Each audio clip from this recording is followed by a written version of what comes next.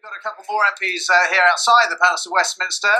Two Stephens, actually, the Labour MP Stephen Kinnock and the SNP Europe spokesman Stephen Gethins.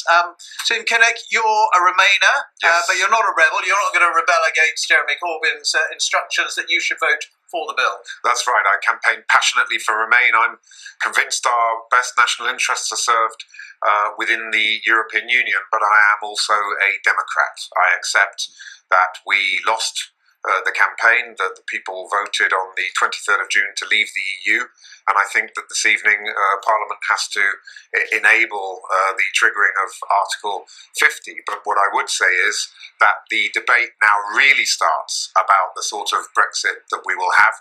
The Prime Minister's used very dangerous rhetoric about resorting to WTO rules and changing the UK's economic model. That's not something that we'll stand for. We're not here to allow the Brexit to be used as an excuse to turn this country into a European version of the Cayman Islands.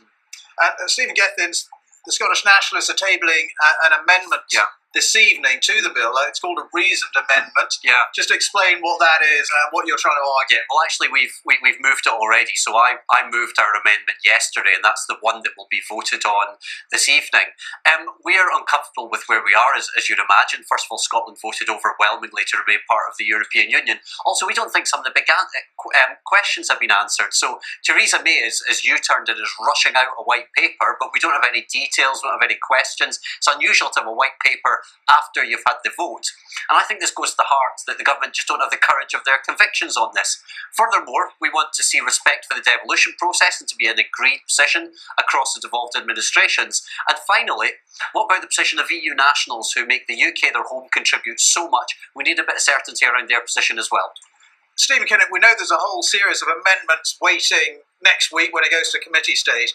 But a lot of people watching this who voted in the referendum will say, fine, just trigger Article 50. That's it. We voted to leave. Just trigger Article 50 and do what the people said. Yeah, I mean, of course, we need to move forward on the basis of leaving the EU.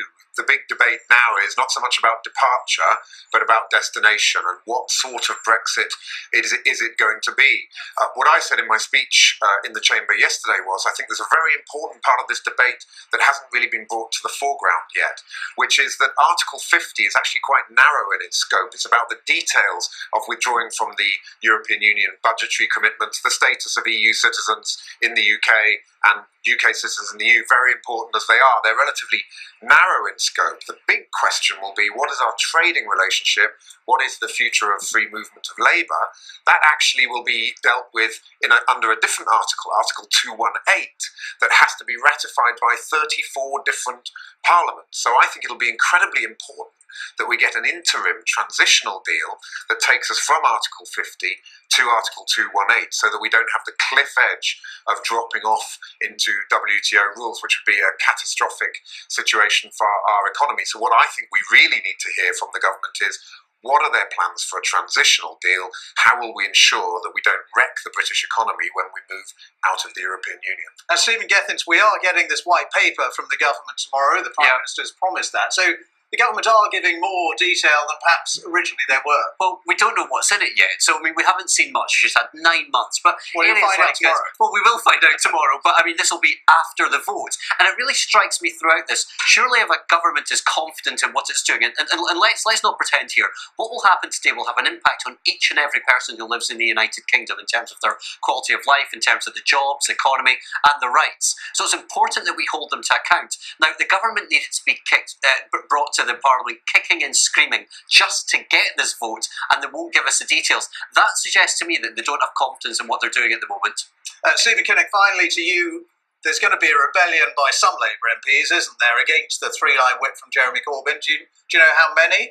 I don't, actually. I do respect their views. My personal view is that the electoral unit for this referendum was the United Kingdom, and so we've got to leave the EU because that's what the United Kingdom voted.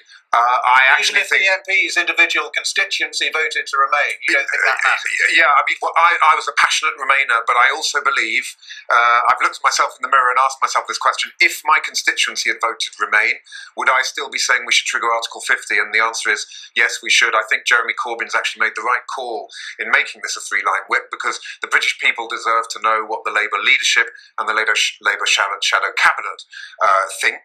But of course, every member of Parliament has the right to follow their own conscience, and if that means voting against the whip sometimes, that's sometimes what you have to do.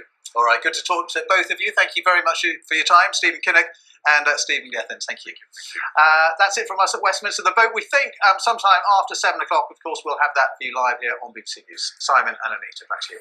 Ben, thank you very much.